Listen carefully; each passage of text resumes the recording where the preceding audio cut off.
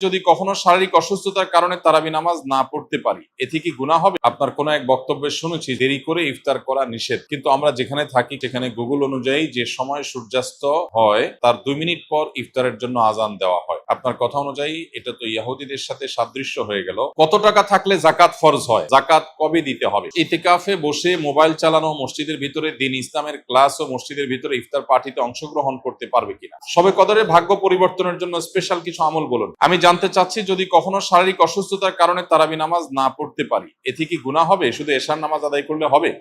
বিশেষ কোনো অসুস্থতার কারণে কেউ যদি তারাবি নামাজ না পড়ে তার রোজা হয়ে যাবে এবং তার গুনাহ হবে না ইনশাআল্লাহ। বিশেষ করে অসুস্থতার কারণে কেউ যদি মিস করে, এরকম হতে পারে কালে ভদ্রে হঠাৎ কোনোদিন অসুস্থ হয়েছেন অথবা 2-4 দিন আপনার মিস হয়েছে, তো তাতে কোনো অসুবিধা হবে না ইনশাআল্লাহ।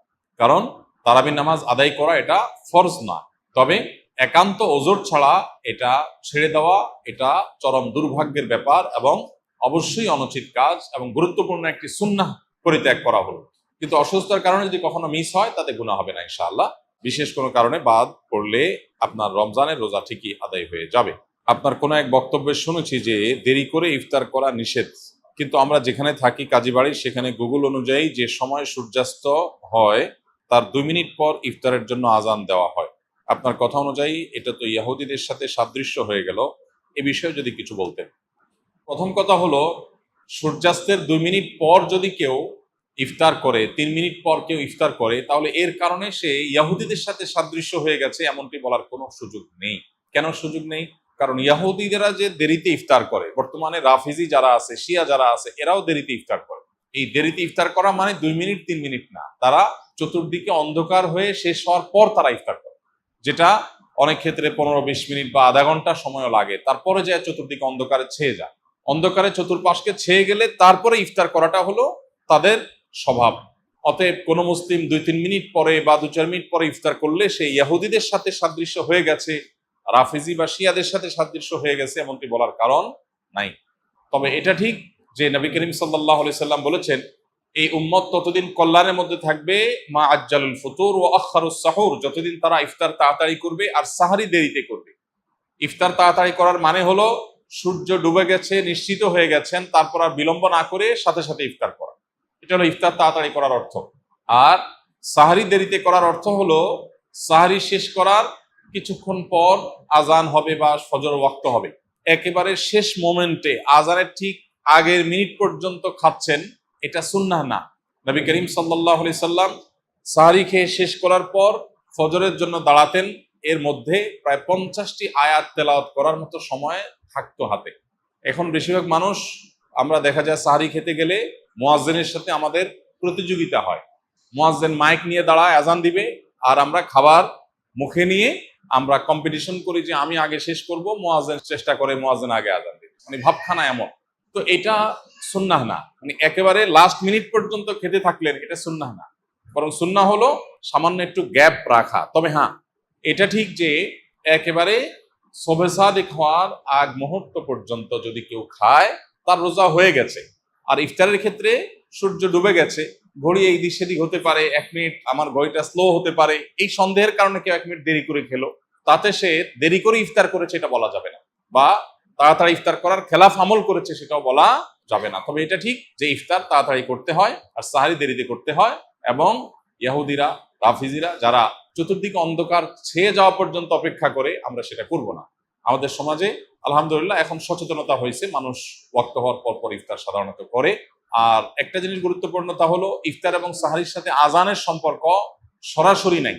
অর্থাৎ আজান হলে আপনি ইফতার করবেন আর আজানের আগ পর্যন্ত খাবেন, ব্যাপারটা সেরকম না। মুয়াজ্জিন আজান 1 মিনিট পরে দিতে পারে, 2 মিনিট পরে দিতে পারে, 1 মিনিট আগে দিতে হবে, কারণ আজানটা তো একেবারে ওই মিনিট হওয়ার সাথে সাথেই দেওয়া আবশ্যক না, অথবা ঘড়ির সমস্যা হতে পারে। এই জন্য আপনি দেখবেন টাইম হলো কিনা সেটা। অতএব যদি টাইম আপনি মেনটেন করে ইফতার এবং সাহরি করেন, ইনশাআল্লাহ সুন্নাহ আদায় হয়ে যাবে আল্লাহ চাহে। কত টাকা থাকলে যাকাত ফরজ হয়? যাকাত কবে দিতে হবে?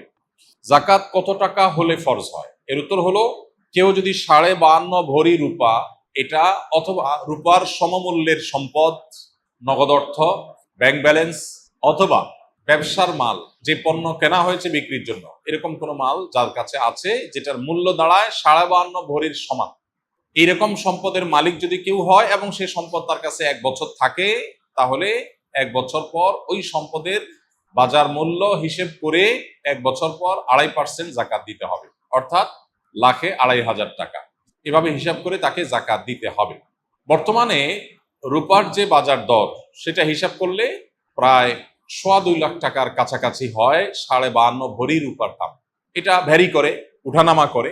একেবারে খুব রিসেন্ট যে এখন 2026-এর ফেব্রুয়ারি মাস চলছে, এই সময়টাতে রূপার যে বাজার দর আছে সেটা হিসাব করে দেখা গেছে যে 2.25 লাখ টাকার কাছাকাছি। এক্সাক্ট আপনি যখন দিবেন রূপার দরটা জেনে নিয়ে যে 52.5 ভরি বা 52.5 তোলা রূপার দাম কত সেটা হিসাব করে যদি দেখেন যে এটা আপনার সম্পদ এই পরিমাণ হয়ে গেছে, তাহলে সবটুকুর জাকাত দিতে হবে। এমন না যে এর অতিরিক্তটা জাকাত, বরং সবটুকুর জাকাত দিতে হবে। জাকাত দেওয়াটাকে জরিমানা মনে করা এটা কিয়ামতের আলামত। সহিহ বুখারীতে আসছে, নবী সাল্লাল্লাহু আলাইহি ওয়াসাল্লাম বলেছেন, একটা সময় আসবে মানুষ যখন জাকাত দেওয়াটাকে তার জন্য অর্থদণ্ডের মতো বিষয় মনে করবে, জরিমানার মতো বিষয় মনে করবে। এটা ভুল ধারণা আমাদের সমাজে। কারণ আমরা মনে করি যে জাকাত দিলে বোধহয় লস হয়ে যায়, কমে যায়। বরং জাকাত দিলে এটা তো আমার আখিরাতের অ্যাকাউন্টে জমা হয়ে গেল, এটা বরং আমার স্থায়ী হয়ে গেল, নিশ্চিত হয়ে গেল, বাকিগুলোর গ্যারান্টি নেই।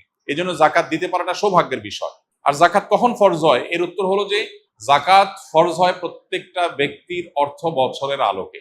সবার অর্থ বছর একরকম নাও হতে পারে। ধরুন আমি জিলহজের 1ম তারিখে জাকাত দেওয়ার মতো সম্পদের মালিক হয়েছি, তাহলে পরবর্তী বছর জিলহজের 1ম তারিখে আমার জাকাত আসবে।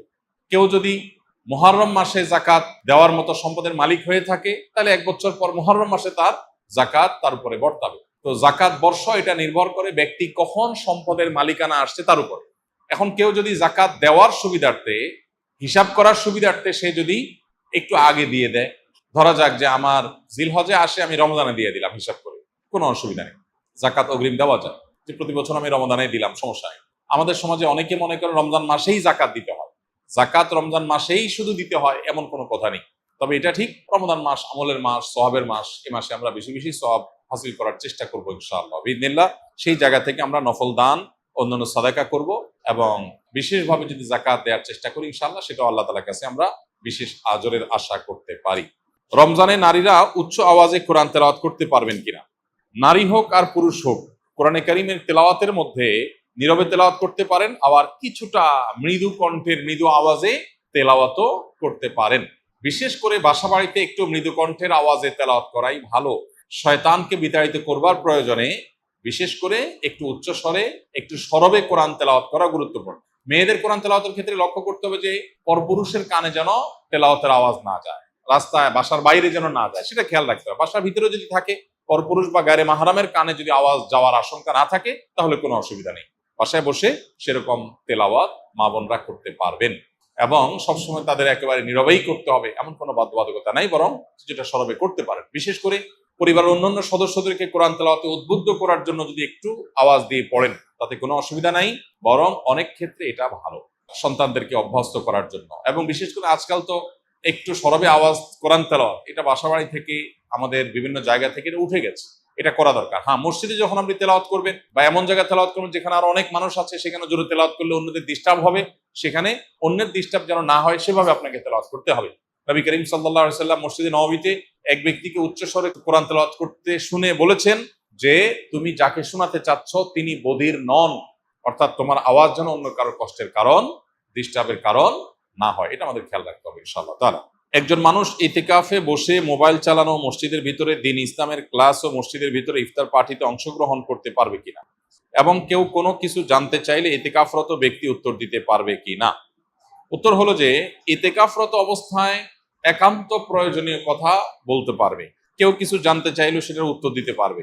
কিন্তু মসজিদের মধ্যে মোবাইল টিপাটিপি, যেটা অহেতুক মোবাইল টিপাটিপি করা, সোশ্যাল মিডিয়া ব্রাউজ করে বেড়ানো, আপনার স্ক্রল করে বেড়ানো, এটা অবশ্যই ইতিকাফের যে উদ্দেশ্য সেটাকে ব্যাহত করে, ইতিকাফের যে প্রাণ সেটাকে নষ্ট করে। সেটা করা যাবে না বা সেটা করা উচিত না। যদি কেউ সেটা করেন তাহলে ইতিকাফ ভাঙবে না, কিন্তু ইতিকাফের কোয়ালিটি নষ্ট হয়ে যাবে এবং এটার সওয়াব কমে যাবে। এজন্য অহেতুক মোবাইল টিপি বা অহেতুক গল্প গুজব আড্ডা এগুলো দেওয়া যাবে না। তবে প্রয়োজনীয় কথা বলা যাবে এবং মসজিদের মধ্যে দ্বীনি ইলমের ক্লাস অবশ্যই করা যাবে। মসজিদের মধ্যে ইফতারের কোনো প্রোগ্রাম হলে সেখানে অংশগ্রহণ করা যাবে, এগুলোতে কোনো অসুবিধা নেই। ইতিকাফ নিয়ে আমাদের মধ্যে অনেকের মধ্যে অতি ভয় কাজ করে। আমরা মনে করি ইতিকাফে বসলে বোবা হয়ে যেতে হয়, কোনো কথা বলা যায় না, এরকম না। সাধারণ স্বাভাবিক জীবনযাপন আমরা করতে পারবো ইনশাআল্লাহ। নবী করিম সাল্লাল্লাহু আলাইহি সাল্লাম রমাদানের শেষ দশকে জীবনে কোনো বছর এতেকাফ ছাড়তেন না। এক বছর তিনি শেষ দশকে এতেকাফ রেখে এতেকাফে বসে আবার বের হয়ে যেতে হয়েছে, এতেকাফ ভেঙে ফেলতে হয়েছে একটা বিশেষ প্রয়োজনে। পরবর্তী বছর তিনি সেই 10 দিন এবং পরের বছরের 10 দিন সহ 20 দিন ইতিকাফ করেছিলেন। এর মানে হলো দ্বিতীয় হিজরিতে রমজানের রোজা ফরজ হওয়ার পর থেকে নিয়ে তার ওয়াফাত পর্যন্ত, দশম হিজরি পর্যন্ত এই 8 বছর কোনো বছর তিনি ইতিকাফ ছাড়েননি। অথচ আমরা বেশিরভাগ মানুষের জীবনে এক বছরেও ইতিকাফ করা হয়নি। এটা দুর্ভাগ্যজনক বিষয়।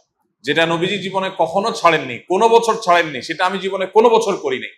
পরম শত্রুর সাথেও তো এরকম বৈপরীত্য হয় না, যেটা আমরা আমাদের নবীজি সাল্লাল্লাহু আলাইহি সাল্লামের সাথে আজ আমাদের কার্যত সেই বৈপরীত্য আমরা করে রেখে দিয়েছি। এজন্য ইতিকাফের দৃঢ় সংকল্প আমাদের করা উচিত। আল্লাহ আমাদের তৌফিক দান করুন।